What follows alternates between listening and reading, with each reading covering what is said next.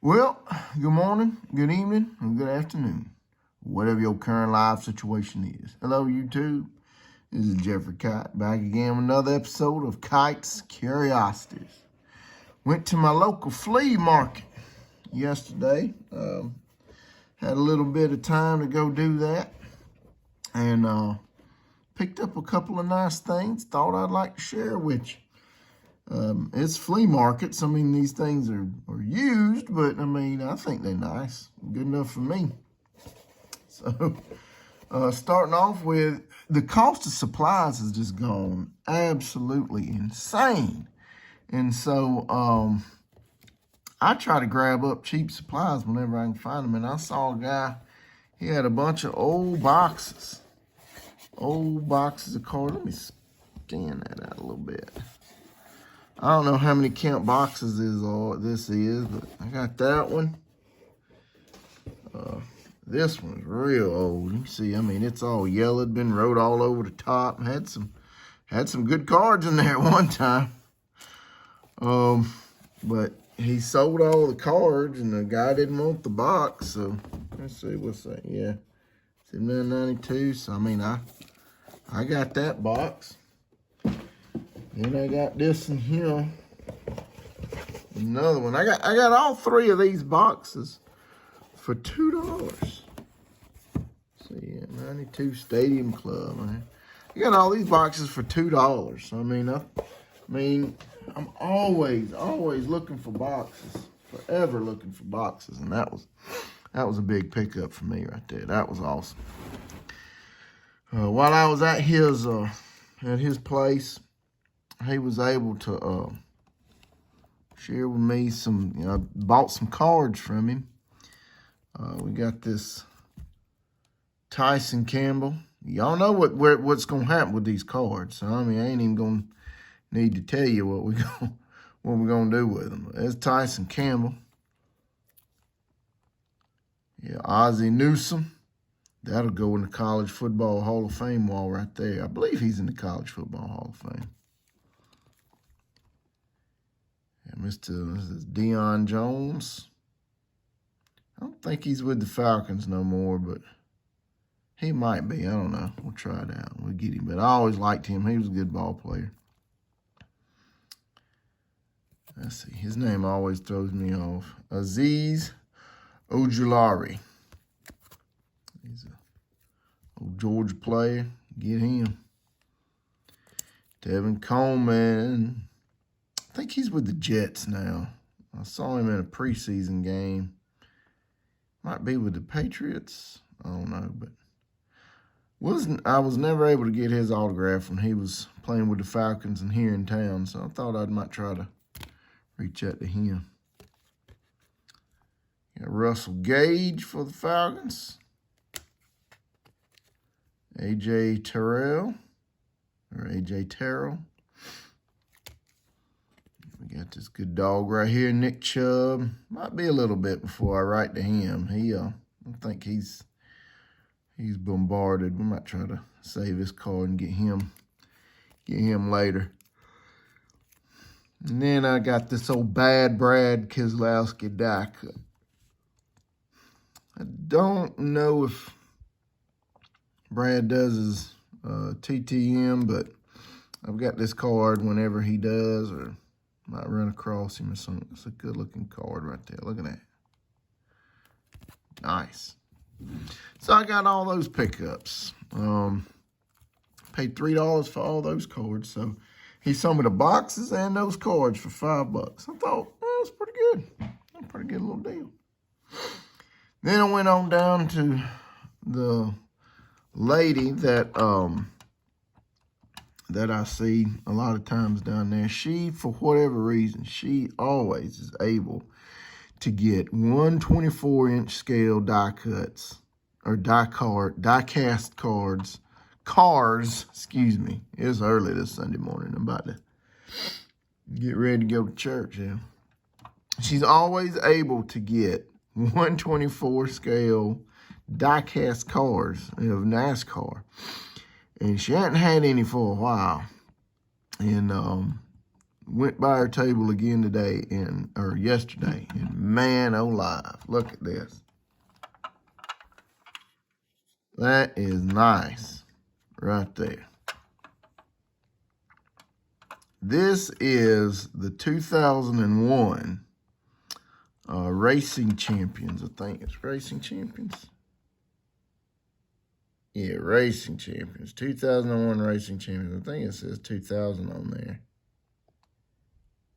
But anyway, this is the car that Mike Olson ran.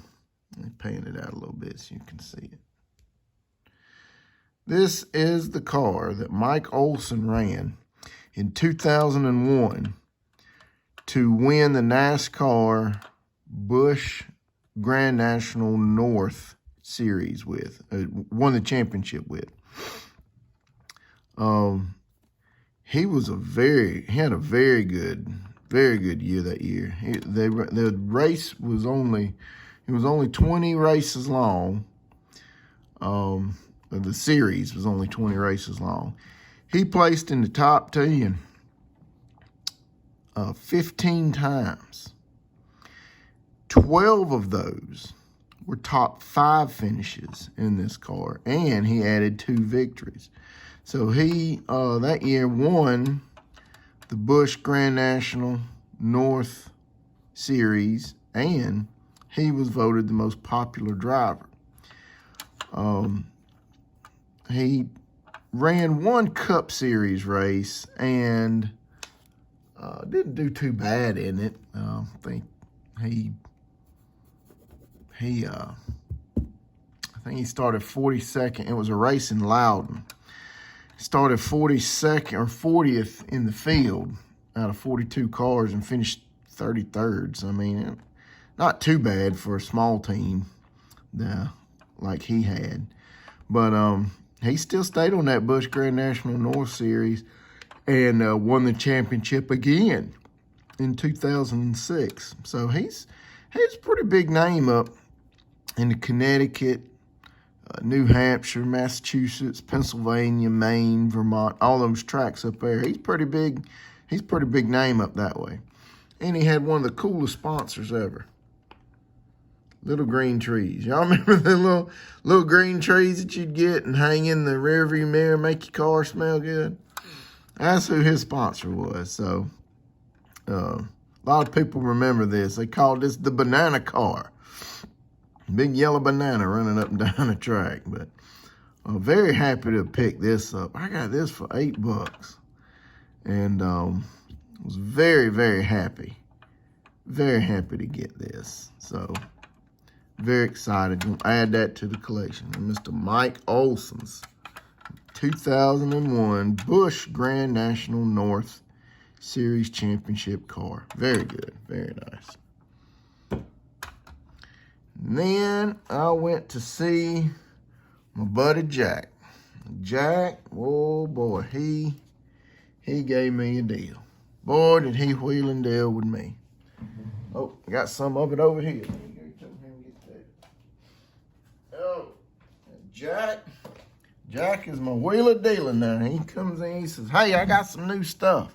He ain't seen you in a while. I said, it's been a long time since I've been down here, Jack. What you got? And he started showing me stuff left and right. And man, I was like, I got to get some of this stuff. So I picked up the complete set of Notre Dame cards, the Collegiate Collection set. Let me just grab a front set. I love these cards. I always love these cards.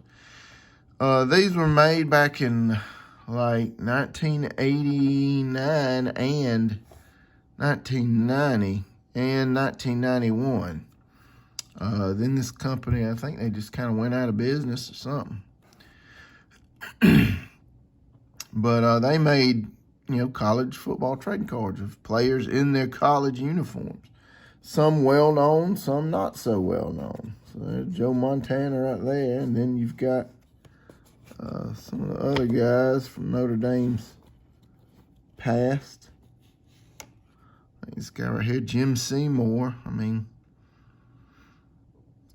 I personally hadn't heard of him. I'm gonna read about him. I like to read the card backs and find out a little bit about these guys. But you know, Notre Dame, they have a very strong storied history. I went through this box, I counted them, and checked the backs and make sure I didn't have any doubles. And they were all there, all 200. Excuse me, woo, all 200. So I was able to pick that up. And the big prize, the coup de grace, what I was just so excited to get. And I knew he had them, but I didn't know if he still did or not. But I asked him, I said, hey, you got the, so-and-so? And he said, yep, there they are back here on the shelf. And boy, I went to town. And I got all these that I could get. Look at these right here. Y'all remember these old Beckett magazines? Man, I love these. And I've been specifically looking for this Beckett magazine right here. Because old Rocket Ishmael. Now, y'all know what's about to happen with this. So, he is a great TTM signer. Don't y'all think that will look beautiful with that? When he's going to spank it with a rocket right there, right through there, Rocket Rahib. Right through that beautiful long signature he's got. Woo, that's going to go on the College Football Hall of Fame wall too right there. But it don't stop there. Look at this. Got the Boomer. June of 91. That's going to look gorgeous right there with some ink on it.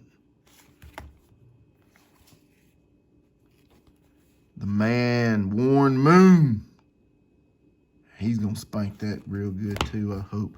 This is another good one right here. He's a great TTMer. Rick Meyer.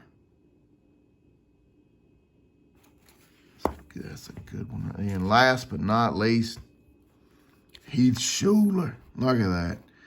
That old beautiful Tennessee orange. Well, it ain't too beautiful to me.